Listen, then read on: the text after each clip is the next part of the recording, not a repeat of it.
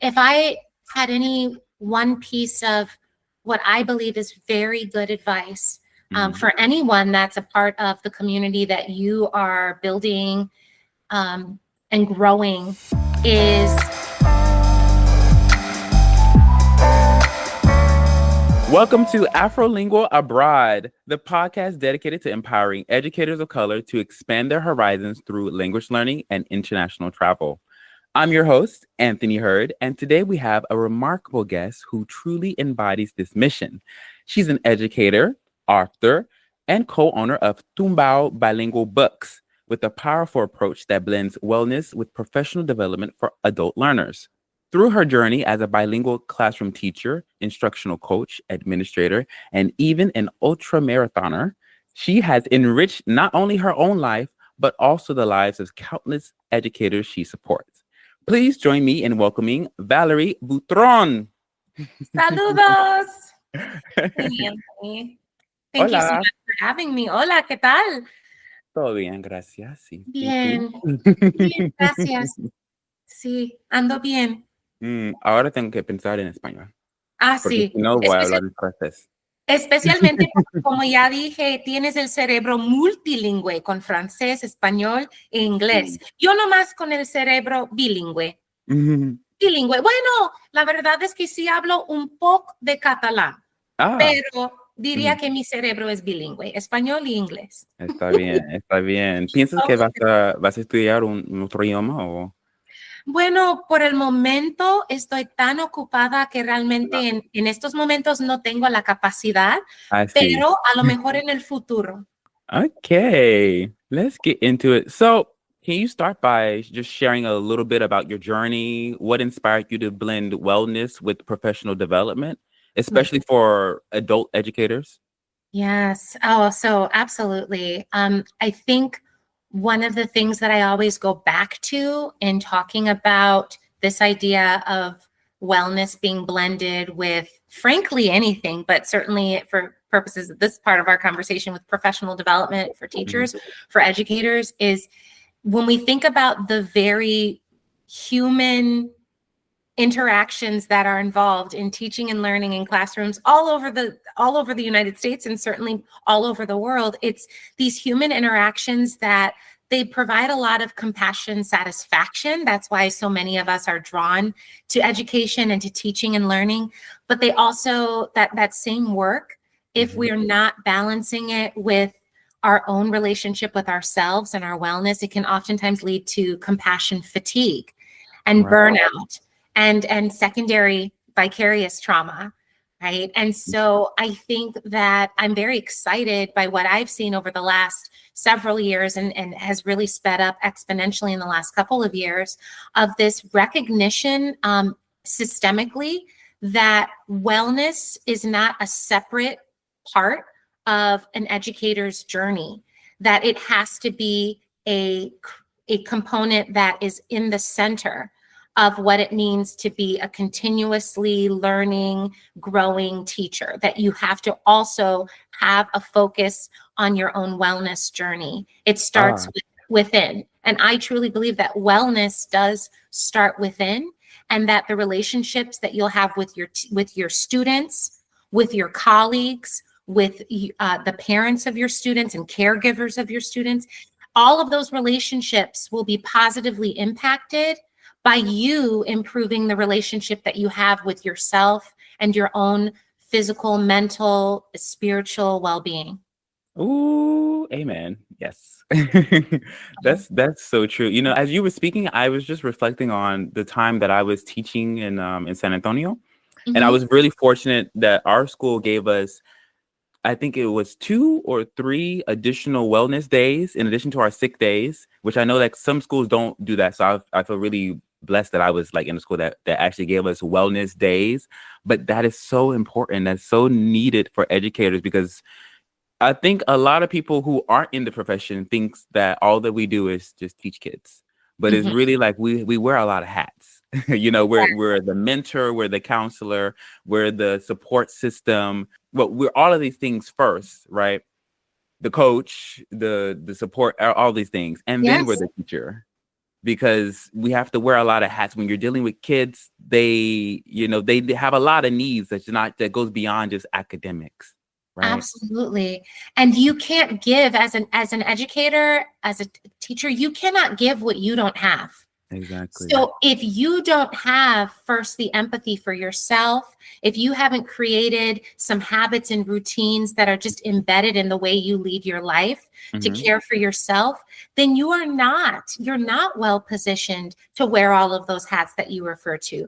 Because from my vantage point, I don't see on the horizon the level of needs of students changing.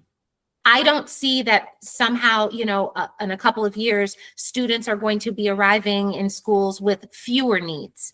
They're Right. going to continue to have, because of the nature of the way that our world is moving, those needs are not going anywhere. Those needs to have a safe place, to have a trusting relationship, to be able to maybe fill in some of the gaps that are existing in some of our students' lives for a variety of reasons. That, frankly, is a much bigger conversation.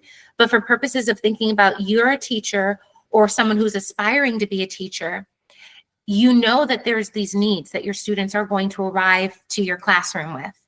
And Mm-hmm. so if you know that you are called to this profession, you have to also acknowledge that there may be some self-work and some wellness work that you need to do with yourself in order to be well positioned to be a teacher that can help your students with all of these needs that they're going to come with. Oh, certainly. And I think something that you mentioned that was key was teachers realizing that they have to also do work on themselves to be the best versions that they can be for teachers. So I'm wondering, for you, what type of wellness practices have you found that really resonate most with educators in your work with helping teachers, whether it be like prioritizing self-care or something else? Because we all know that teachers, it's a very demanding role. Absolutely. So Yes. what kind of things do you help them with? Well, recently, one of the workshops that has been very well received has been on helping teachers identify areas of self-talk that Mm-hmm. they may be engaging in, the way they talk to themselves, and how that impacts their relationship with how they view themselves and how they view their students, and frankly, everyone that they interact with. So that workshop in particular, it's been really interesting because sometimes we don't realize the types of ways that we talk to ourselves, that sometimes we have these patterns of how we Ooh. think about things. And we don't always realize that the way we choose to think about things Mm-hmm. then translates into us acting in certain ways that then leads to certain outcomes sometimes. And we Ooh. don't realize that much of the time, those outcomes, you can draw a line from the way we thought about a situation that occurred, that the way we chose to think about it then led to certain behaviors that led to an outcome. Oh So my God. Yes. I really enjoyed giving that workshop because it's just having that space to be like, wow, there are these ways that I talk to myself that if I could be more aware of them, then when these things happen, it's not a matter of if something is going to happen. It's when those things happen that maybe trigger us, that we are in a better position to stop that pattern of thinking that we know, leads to a less than desirable outcome, and we can choose to think differently. So Ooh, this is so good. the This is so self-talk good. have been great. This is that's actually something that my therapist told me about, which is funny. To just be mindful of what I say to myself and what I say that is true and what is not true.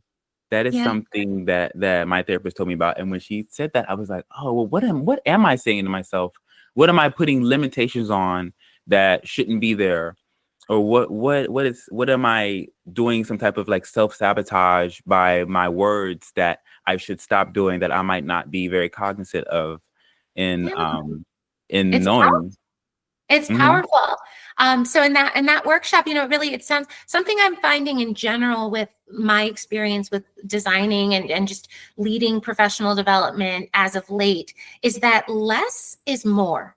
Oh yeah. Sometimes it's not about having 5 different learning outcomes that we're going to have in this PD session when folks are already oftentimes feeling overwhelmed. It's about what is the one thing that I Mm-hmm. would like to center this time together, this professional learning experience around, so that when you leave, I believe that you should leave feeling refreshed and reinvigorated and feel like the professional development, not only did it help you with thinking about a specific teaching strategy, but it also reached your heart and your spirit, because there's so much heart that is involved in teaching, Oh yeah.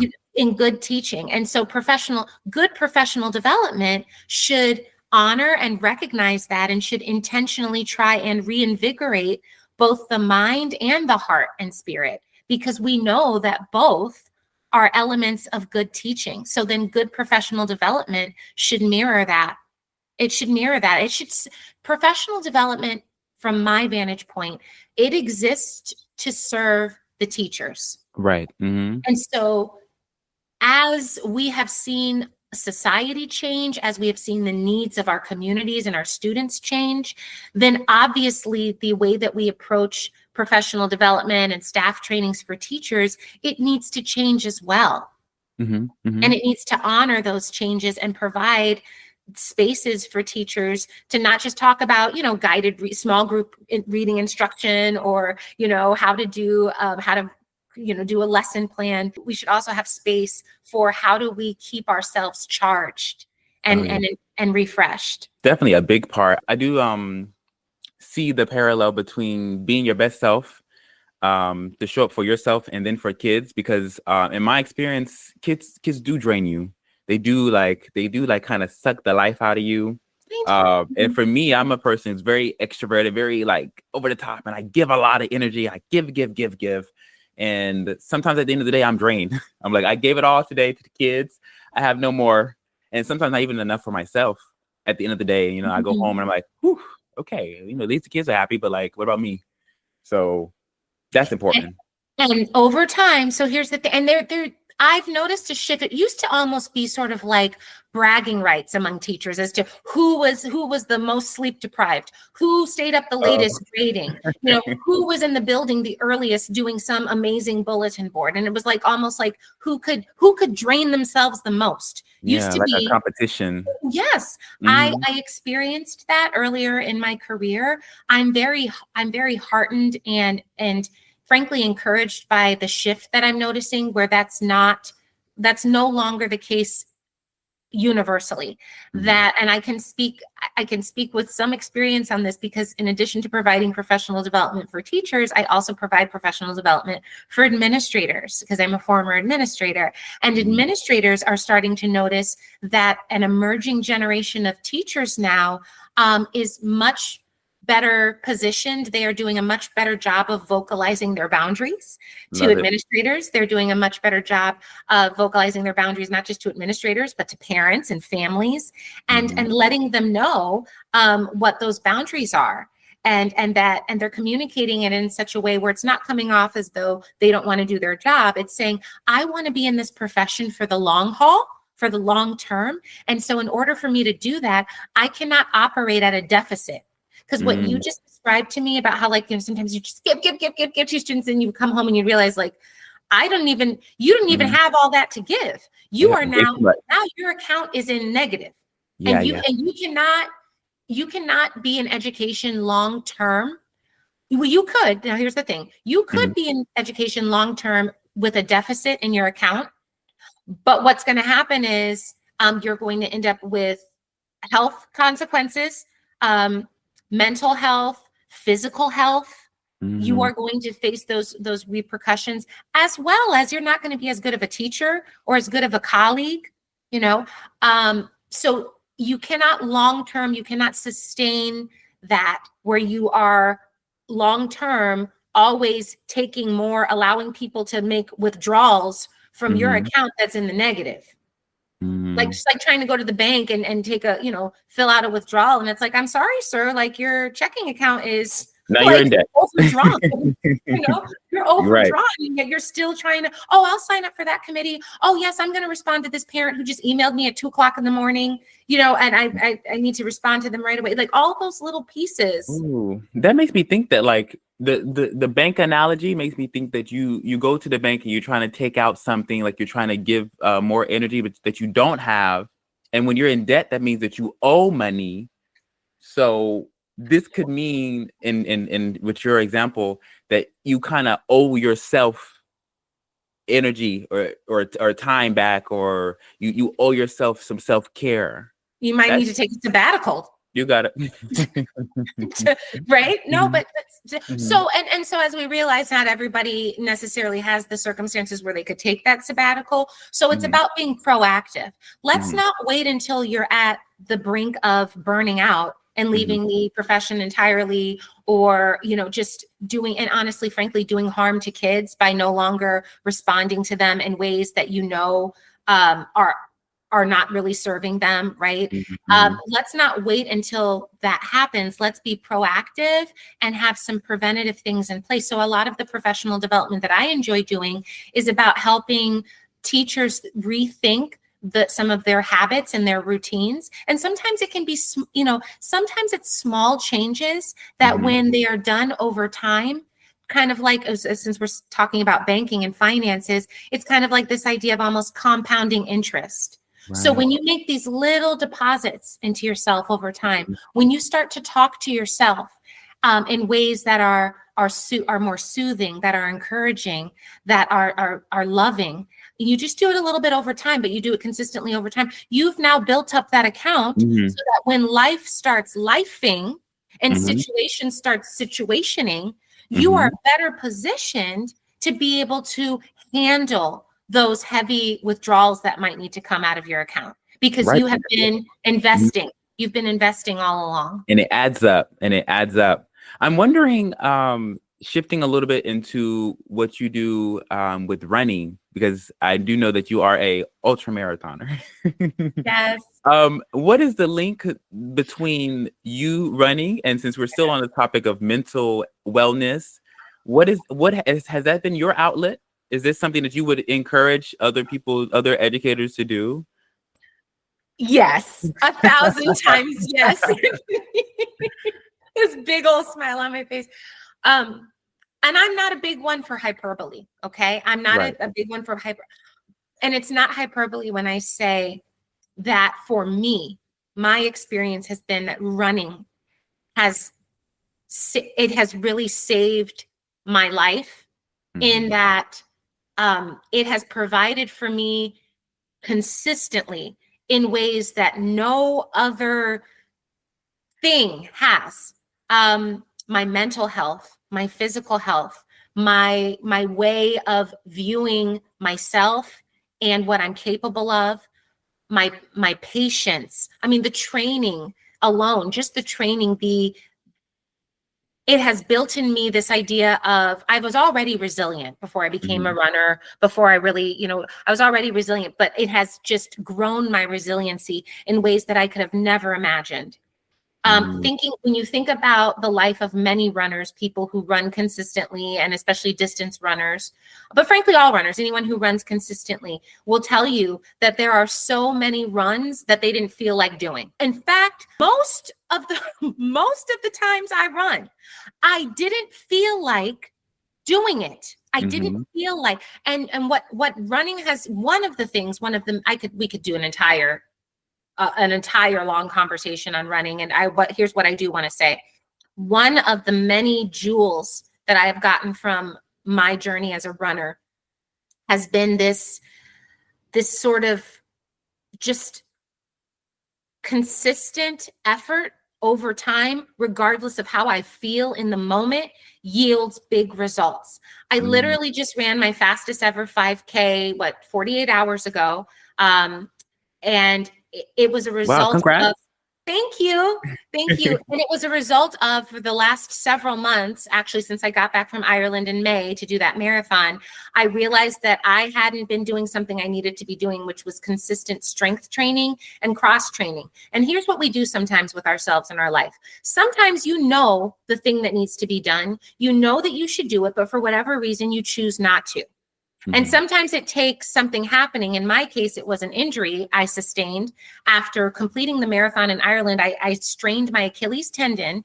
Thankfully, it was just a strain, but it took that happening. I had to take a break from running, and I knew why it happened. It happened because when I was training for the marathon, even though I was logging the miles, I wasn't cross training.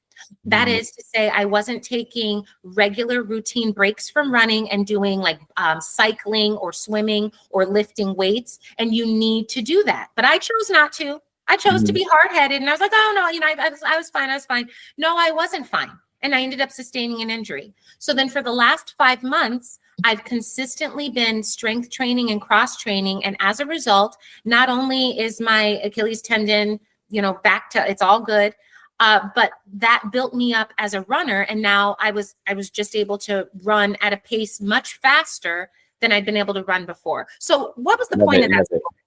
The point of that little story is you already know, anybody who's even listening to this, right? You already know that thing that you need to take action on. And for whatever reason, you're not. And what I would say is you should probably just get out of your own way and go ahead and do the thing. There it is. Get out your own way. So that's so true. For me, I would say that for me is the gym. For me going to the gym and doing a lot of pushing and strength training is something that I found is my outlet. And when I'm like pushing weights in a way, is kind of like pushing the pain and like kind of getting it out physically and metaphorically, just away. Yeah. And release it. Exactly. And I leave feeling amazing sometimes. And I have certain playlists. It depends on the mood. Honestly, like I have a workout playlist that's specifically workout songs. And then I have like, I have different ones. I have a motivational playlist that's just like motivational stuff. And then I have like a trap playlist, So it depends on the mood. I might just be feeling like I want to be in a trap way and just just be in there just throwing up signs and just be like but still get a good workout, or I might feel like I want a motivational and a little keep going but either way, for me it really does something for my mental. And when I moved here to Paris in my first year, because now we're at like almost a year and a half. When I first moved here, I stopped going to the gym because I was still like kind of getting settled here and finding out different, opening a bank account and just different things. So I wasn't working out, and I could see how it really took on my mental. It really started to slowly but surely, it started to be there. And I was like, oh my gosh, why am I feeling like this? What's different? And I realized in talking with myself and my therapist, I'm like, oh, I'm not in the gym anymore. I need to go back. So actually in August, I went back to the gym, and it's really been great. You and I chatted about this a little bit. It was in June about that. You were saying you were so it took so the thing is that your pace and your process is your pace and your process. So you were, but what's interesting is you talked about that 2 months before you actually, at least to me. So I don't know how long even before that, but was something that was on your mind. I think for me, what is starting to really click and be a game changer is I am starting to shorten the length of time that I need to think about something and allow something to marinate before I actually take action on it. And that is what has caused exponential growth in my life and in my business and all of the things for the last couple of years. The growth has been exponential because I have steadily decreased the amount of time that I need to think about something before actually acting on it. Oh, I love that. That's a game changer for people. It's just, if you could just I'm not saying don't think before you act, because you do need to think before you act. But from my vantage point, most people spend too long thinking and hardly any time doing. And then when they do start doing, a lot of what they do is dictated by how they feel. I don't feel like, oh, I'm feeling this way. What for me has really changed the game, Anthony, in terms of as an educator, because I still teach. It's just my students now are adults. As an educator, as an author, as a business owner, what I'm thinking about now is, okay, how much time do I really need to spend thinking about this thing? And also, can I do it while I'm still feeling this way? So I'll give you some concrete examples. Within the last month, even, there have been some really significant things that have happened for us as a company and our growth and some opportunities we've had. And I was doing many of those things while feeling tired, while feeling anxious, while feeling depressed, while feeling, you fill in the blank. And I think what happens is a lot of times people allow those different feelings and emotions, which are valid. Don't get me wrong. They're all valid. But do they have to prevent you from still taking action? Are you able to still honor and have space for that emotion that you have while still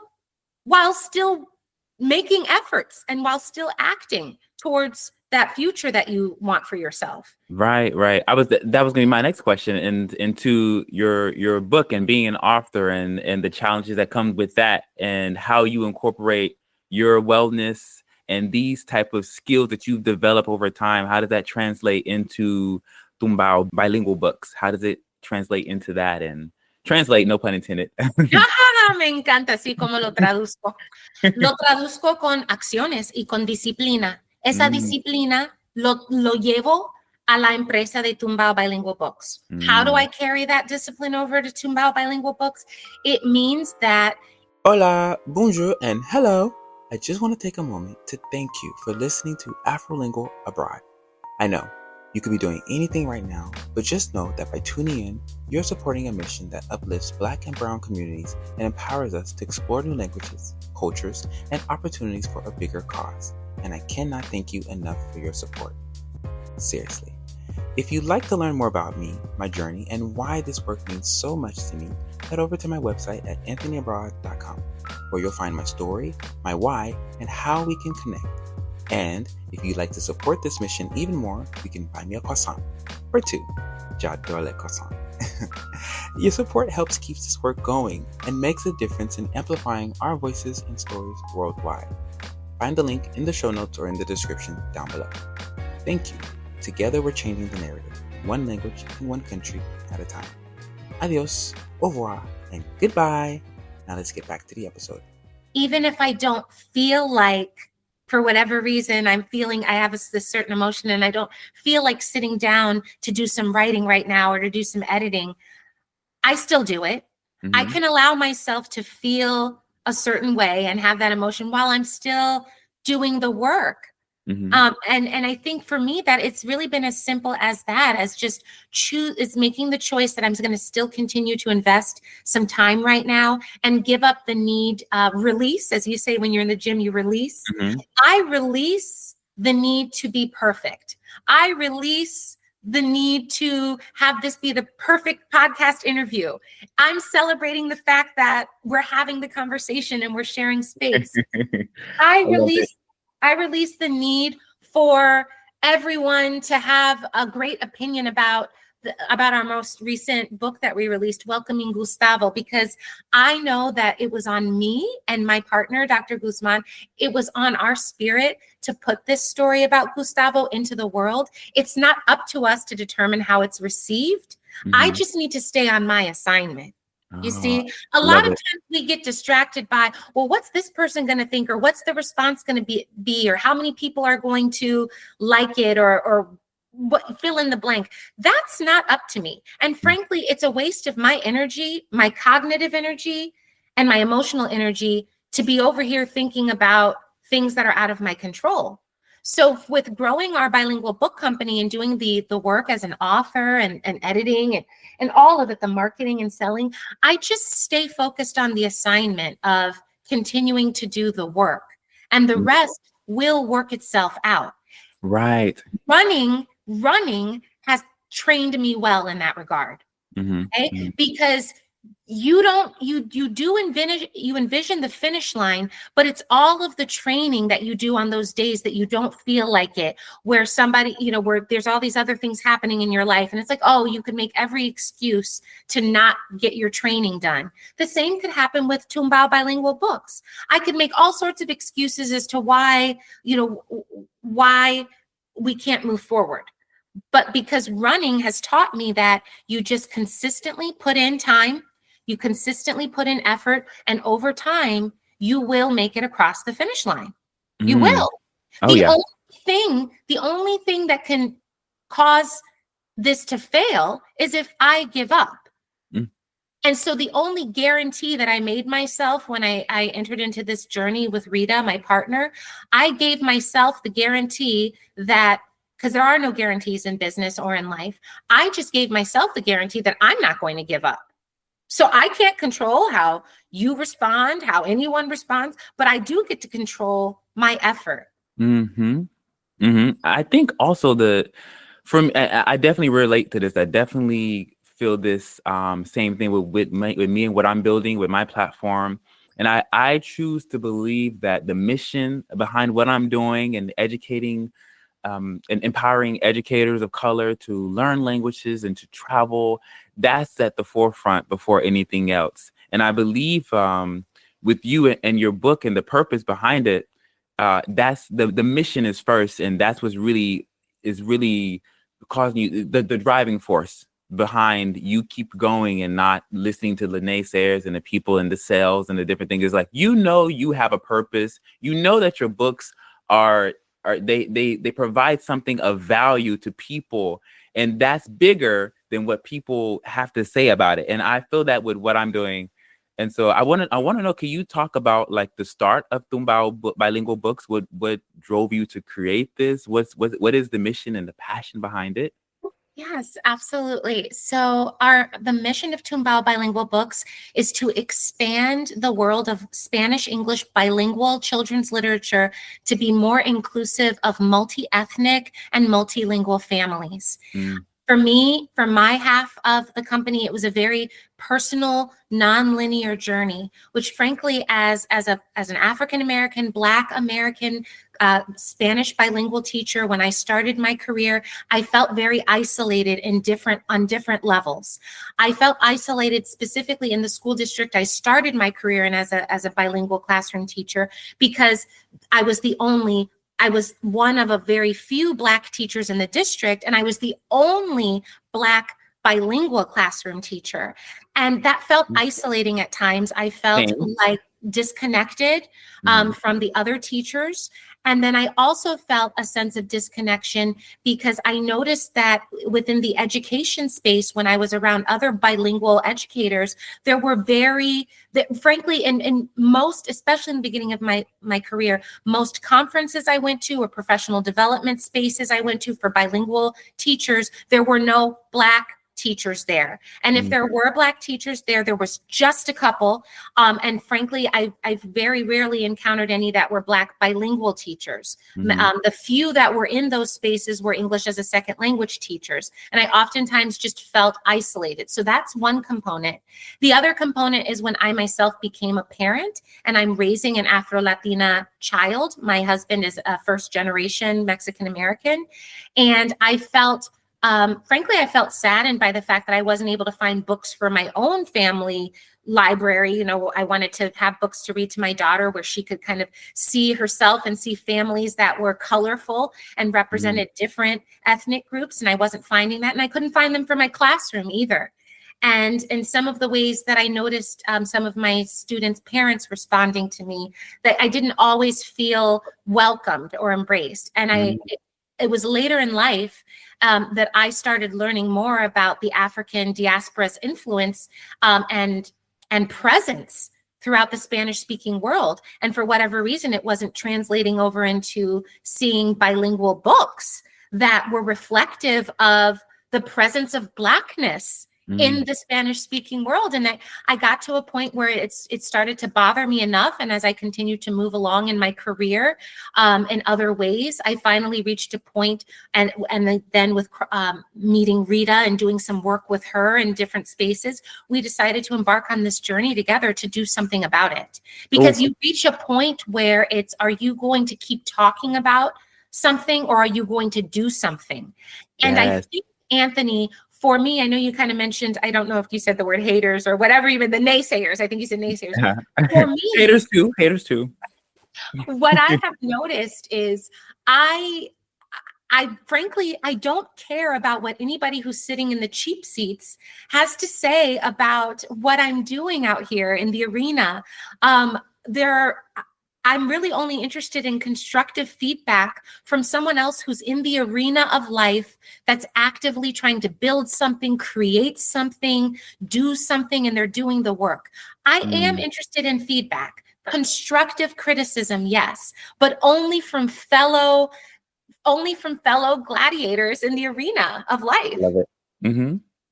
Oh, I love it. If I had any one piece of what I believe is very good advice for anyone that's a part of the community that you are building and growing, is to get to work. Whether that's go ahead and get to work, the work that needs to be done on yourself. Go ahead and get to work on the work that needs to be done in terms of studying and acquiring greater level of proficiency in whatever language or languages you feel compelled to learn. Get to work. Oftentimes we don't realize how much time we spend in our heads thinking about things and then also thinking our way out of doing anything, always coming up with a reason why not to do the action, rather than just start acting, start doing, and you will figure it out as you go along. That is very much what has happened with Rita and I as we started Tumbao Bilingual Books.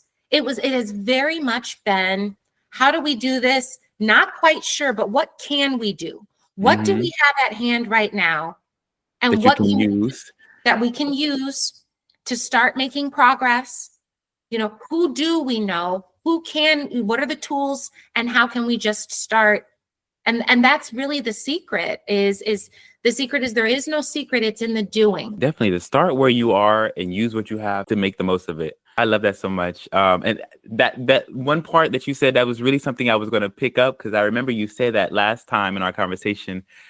Something like, are you going to be the one, can you say it again, the one who are you going to you're going to actually be the one that's talking about the problem, or are you actually going to step out there and try and do something about the problem that you keep talking about? You could certainly, and frankly, to come full circle and go back to it all starts with self. You started this conversation talking to me about wellness and how I combine, or how I sort of embed personal wellness into the professional development I do for teachers. So you could really apply that same concept back to yourself. When you look in the mirror, and not just the mirror of how you look physically, but when you look in the mirror truly of your soul and thinking about who you are as a person, if you don't like something that you see, are you just going to continue to kind of talk about it and think about it? Or are you going to step out and start acting to do something about it, right? And so you can take that same attitude and that approach and apply it to business, to teaching, to learning a language, and to learning yourself. You can take that same, are you going to just keep talking, or are you going to start doing? I love it. It's speaking on the topic of language learning. What advice could you give for teachers, for educators who want to learn a language, or, there's a lot of teachers who have kids in their classroom who do speak a second language. For me, and I was teaching in San Antonio, so the population was Latino and Latina students. And so I spoke Spanish, so I was able to communicate with them, but not all the teachers had that. And I think as time goes by, years pass, Spanish is becoming more and more present, especially in the U.S. And so in the classroom, there are a lot of kids that speak Spanish, but not a lot of teachers that do. So what do you think, what kind of advice can you give in terms of language learning, and also maybe even how your books can help with that also? I would suggest to model the learning process for your students, model the language learning process. It doesn't have to be a heavy lift. You can actually sort of ask your students maybe to teach a word each week. There could be a couple of words each week. I'm so glad you asked me this too, because we have two books coming out in early 2025. One of them is I'm so excited about. It's primarily written in English, but it has some Spanish woven in, and it's inspired in part. This book was inspired in part by my role in helping organize the first Juneteenth celebration in the village of Crete, Illinois, where I'm a resident. And so it tells the story of a little girl from her perspective. Her name is Joy, and her grandmother's name is Joy as well. And then she has her other grandparents, her abuelitos, who are coming to also celebrate in the community with her for Juneteenth. So there's Spanish words woven into this story that is written primarily in English. And the title is, and you're the first to put out there, We Celebrate Juneteenth Unidos. We celebrate Juneteenth Unidos. Now, to answer your question about teachers, so the second book that we have coming out in early 2025 is 10 Estrategias Poderosas para Utilizar Libros Bilingües para Alcanzar la Alfabetización Bilingüe. It's going to be a bilingual book for teachers, 10 powerful strategies for using bilingual books to support biliteracy. And it's intended for all educators, not just teachers who are Spanish speaking. And so there's different strategies that all teachers could use as they are modeling for students how to really embrace being bilingual as a superpower. I would say one of the things that any teacher, regardless of if they speak Spanish or not, could do is they could encourage side-by-side reading. And bilingual books are perfect for that. So they can encourage their students to point out words that they recognize in one language that's similar to the other. They could also have them also point out differences between words by doing that side-by-side reading. You can also have students maybe use a bilingual book for their independent reading, and they could report back to you, the teacher, or to all of the class about different words that they saw that made them think about the words that they do know in another language. Right. So along the way, you as a teacher, you're learning you're modeling how to be a lifelong learner. And you're also helping students to celebrate who they are in their entirety, that they don't have to leave a part of themselves at the classroom door just because you yourself as a teacher don't yet maybe speak the language that they speak fluently.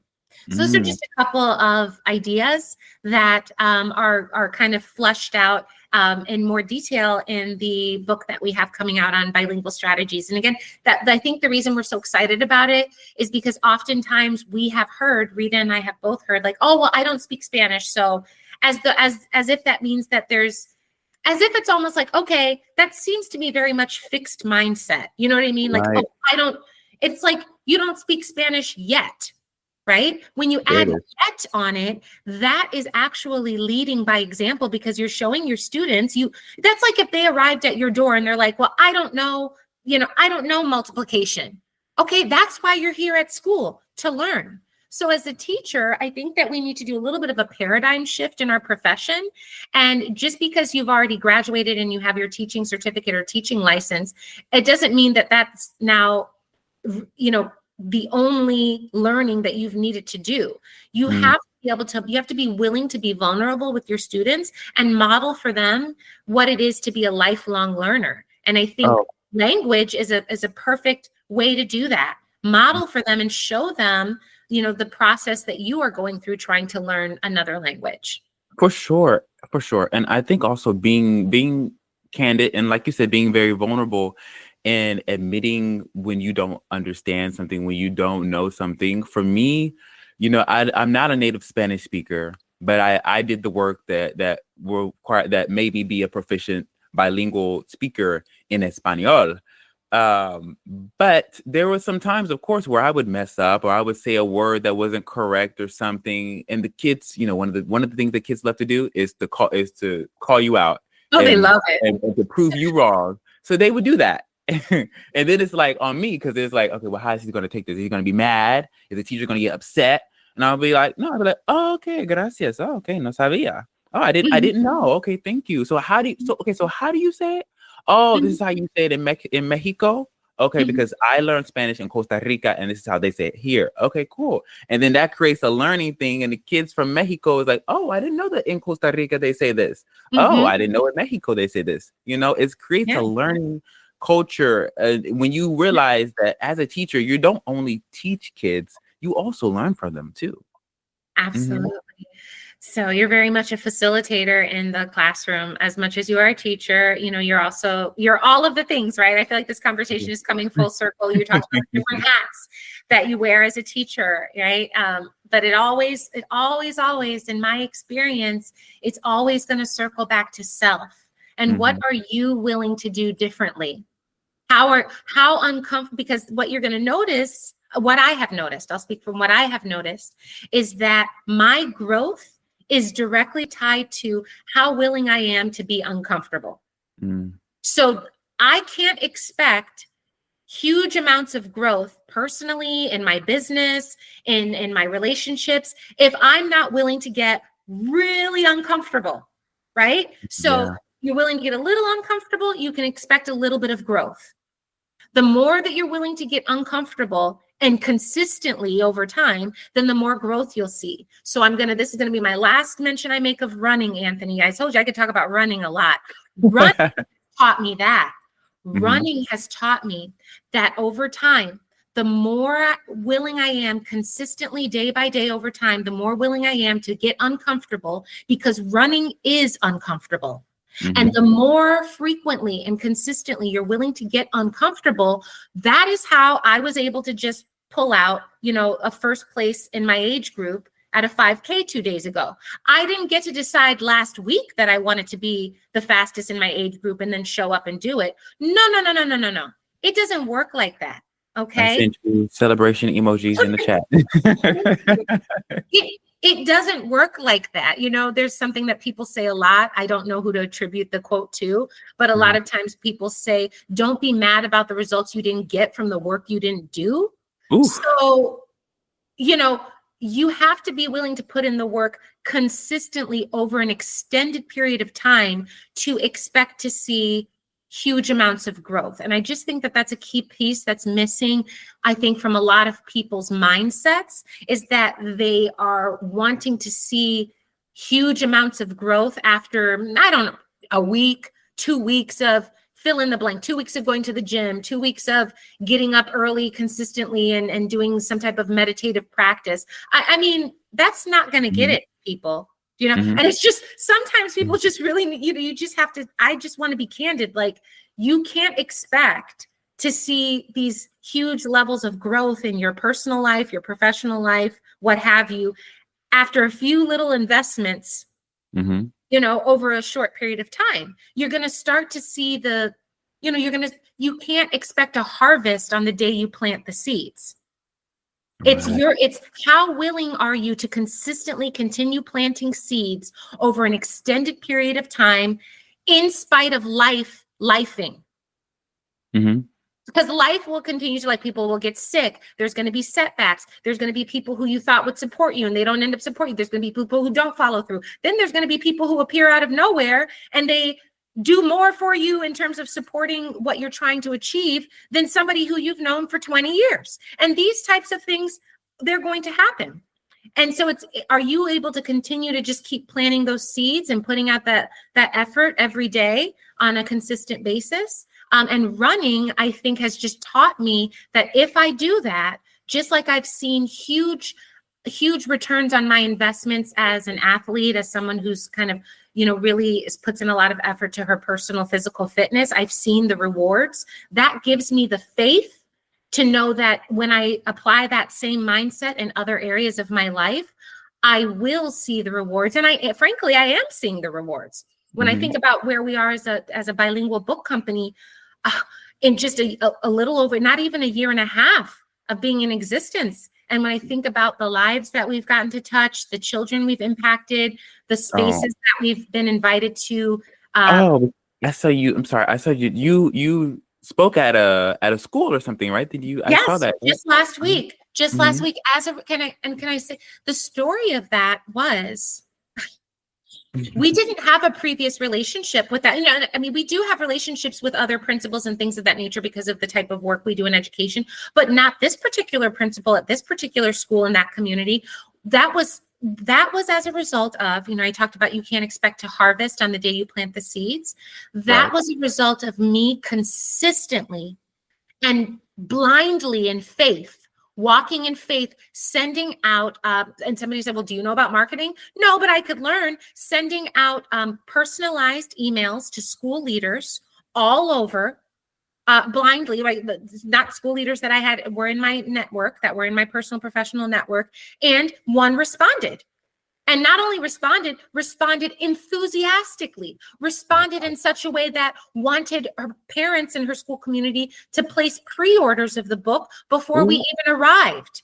Okay. love that. So none of that, what you just saw, the beautiful, I think you're referring to the post I put out, the beautiful pictures, all of those children in that audience that received the book, that also were impacted by what Rita and I shared about Gustavo's story and how important it is to show empathy to all children, especially children that are newcomers, and make them feel welcome. None of that would have happened had it not been for us consistently over time, without a guarantee of anyone necessarily responding, but we just consistently kept doing the work.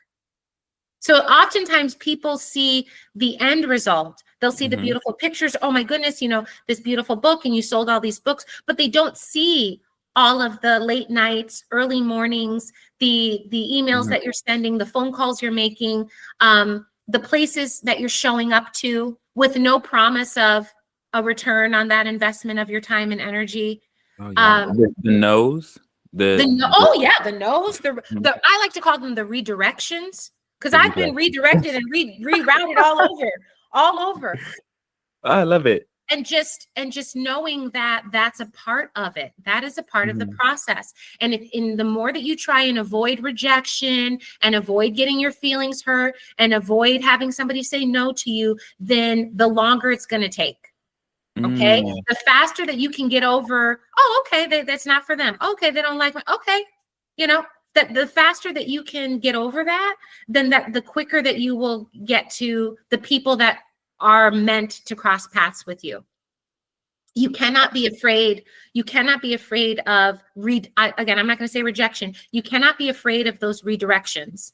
You cannot be afraid of it. And one of the things that, you know, is really important to remember is that I tell myself this. I just created a post on my own personal Instagram about this like a day ago. The story of my life is not going to be just written with the words and the things that are going on in my head. The story of my life is going to be written by my actions.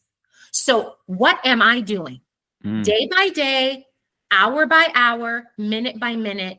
What am I actually doing? Because the story of my life is going to be written by my actions, not by thoughts I had and dreams that stayed in my head and never actually materialized into me actually doing any work. Mhm. You know, so I just, the true story about me is that I really did used to care an awful lot about what people thought about me, until one day I tried to pay my bills with their opinions. Oh, and it didn't work. Mm-mm. It's not, they don't accept those kinds of deposits in the Mhm, mhm. So on the same topic, on the same subject with challenges, I want to know, and your role as a person who facilitates professional development for teachers, and I'm sure you've worked with a lot of teachers and educators of color in general. What kind of challenges have you came to see that they face when it comes to PD and wellness practices and different things inside the classroom, outside the classroom, as it pertains to educators of color? One of the things that I've noticed is that when we have conversations around culturally responsive pedagogy, culturally responsive practices, when we ever engage in conversations about relationships with students and bias, I have noticed and I have lived it. I've lived it as an educator, and I continue to notice it as someone who provides professional development. It seems to me that educators of color are expected to lead these conversations and lead that work that needs to be done in terms of improving our understandings of serving diverse children with diverse needs that come from a variety of different backgrounds. And I would say that that is a real challenge that I've noticed that educators of color have to face, especially if they are a part of a faculty or in a school where there are maybe only a few educators of color. That feels, it can be exhausting. And then I have offline conversations with them before or after the PD about how tiring that is, and that it seems like just extra layers of, I don't want to use the word, I'm looking for another word to use. There's a word I don't want to use because it's being overused, maybe misused, but it certainly isn't helpful in terms of burnout and compassion fatigue. I don't want to misuse the word trauma, but I do think it is fair to say that many educators of color have been traumatized in certain instances when they are asked to lead professional development on topics that around cultural competency, when in fact, it's almost as though just because of the fact they're an educator of color, it is assumed that they are an expert or should be an expert in leading those conversations. I feel like that in the same breath, I think for me, and when it comes to being a Black Spanish teacher, I've found myself having to prove myself a lot in a lot of situations, and being a lot of things that were expected of me past the norm, you know. I don't know if have you been in situations like that where you feel like you have to really prove yourself because I don't know, for me, when I talk to people sometimes and they figure out that I speak Spanish. This is even outside of education. Ay, but like, hablas español. Ay, ¿cómo sabes español? ¿Cómo hablas español?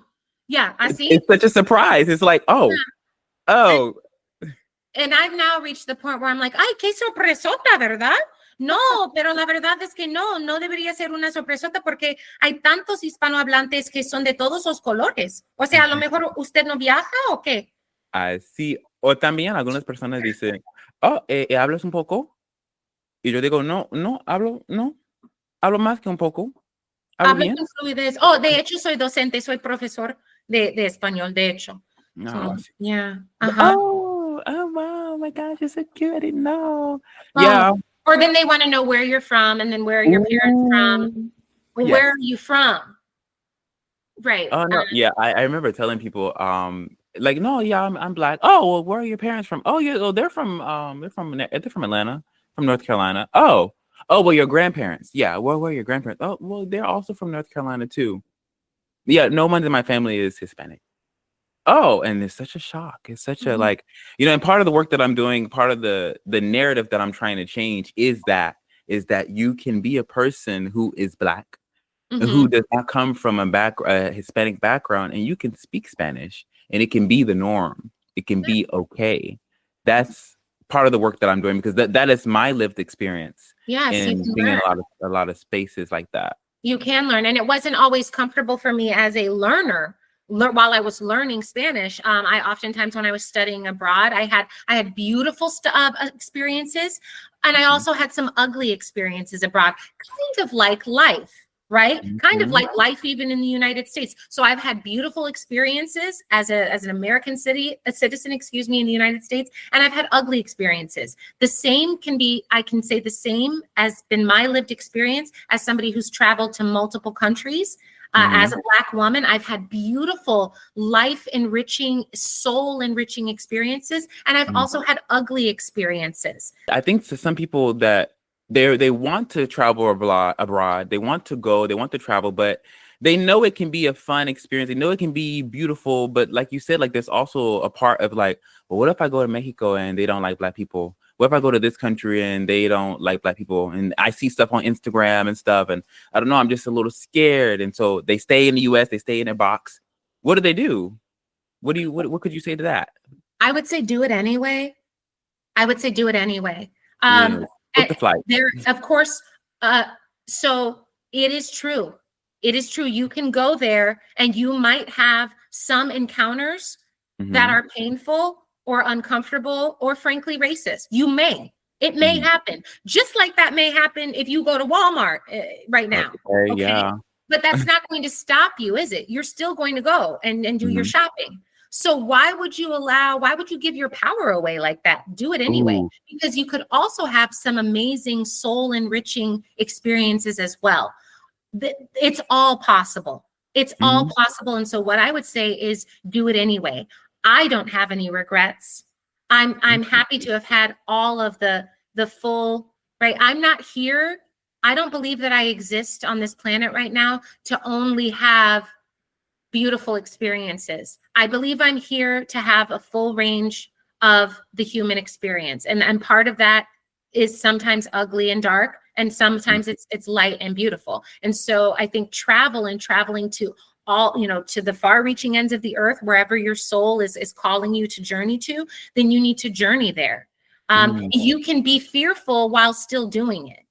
I mean, I said several minutes ago, like oftentimes while I'm engaged in doing something, it can even be this conversation with you, I may feel tired, but I'm still doing it anyway. I may feel scared, but I'm still doing it anyway. So please extend that to your desire to go journey abroad. As a Black educator, as a Black person, don't allow that to dissuade you from your heart's desire. Ooh, I think it's also what we said earlier. And side note, I love how this conversation is grounded in wellness and like self-care and stuff like that. That's amazing because I'm in therapy. But I think it goes back to what you said about what you say to yourself. Are you telling yourself that you cannot go travel abroad? Are you telling yourself that you're going to have a bad experience? It's not going to work out? Is that what you're saying? Because that might not be the reality of it, right? That might not be what actually happens. You could go abroad and it could change your life. Because that's what happened for me when I was in 2018 in Costa Rica, and now I'm living in Paris. Like, exactly. Exactly. I really encourage people to book the flight. Because what if book the flight? What if it all works out? What if it, right? So that's really exciting. And I don't know if I shared this with you, but you asked me about just my experience as a Black language educator, bilingual educator. My very first job interview, I'm not sure if I shared this with you. It was my very first job interview. I was interviewing to be a Spanish bilingual classroom teacher. And the two administrators who were interviewing me, they asked me, during the middle of the interview, they actually told me that they were going to ask me something that they hadn't asked any of the other candidates. They wanted me to respond to a question in Spanish. That's perfectly acceptable. And in fact, that should be protocol. You should, of course, ask a candidate who's going to be teaching in that language to respond to an interview question in that language. The problem is that they didn't ask any of the other candidates to do that. They only asked me. And it probably won't come as any surprise to you or anyone in your community that I was the only Black candidate for a bilingual Spanish classroom teaching position, and I was the only one that was asked to respond in Spanish. Y pues claro que sí, lo hice, contesté la pregunta en español. No sé, ni siquiera recuerdo lo que me preguntaron. Me preguntaron algo acerca de alguna estrategia de lectura o algo que haría con los estudiantes. Algo apropiado, completamente 100% apropiado para preguntar. Pero después de contestar la pregunta en español, el uno se dio vuelta y miró al otro y dijo, wow, her English is so good too. Ooh.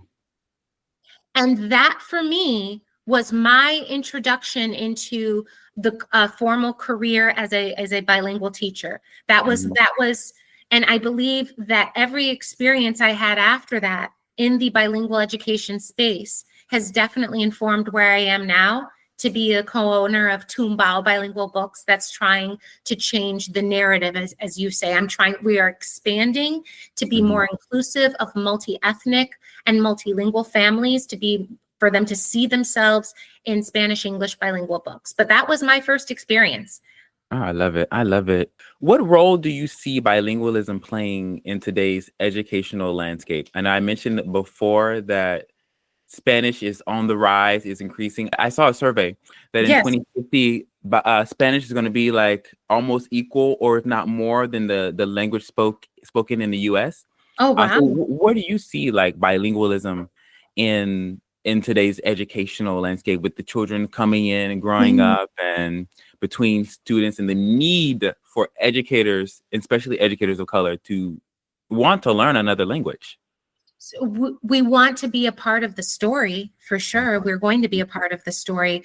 As more and more Black educators choose to learn another language, be it Spanish or any other language, then we can ensure that we are a part of what education looks like for multilingual students, bilingual students. It's only going to increase. I mean, even just looking at what our Secretary of Education right now in the United States is saying about raising the bar, and that multilingualism is about raising the bar for all students. And that is the direction that I foresee all of our students heading in. And so it's going to be really important for educators of color to be a part of that, because I don't want the story I shared with you about that interview experience I had. That is not okay. Right. That wasn't okay. Nothing about that was okay. And I don't want it to be the norm. And frankly, I think part of that experience that I had, that maybe is why there are so few Black educators that are choosing to go into language education, choosing to go into that bilingual space or that world language space, but they're growing. And so I predict that it's going to continue to increase. I feel like a part of what you're doing with the type of safe communities that you're building, I think it can be that safe space for educators to kind of come to and feel safe and talk about their shared experiences, and also brainstorm on how to move the work forward.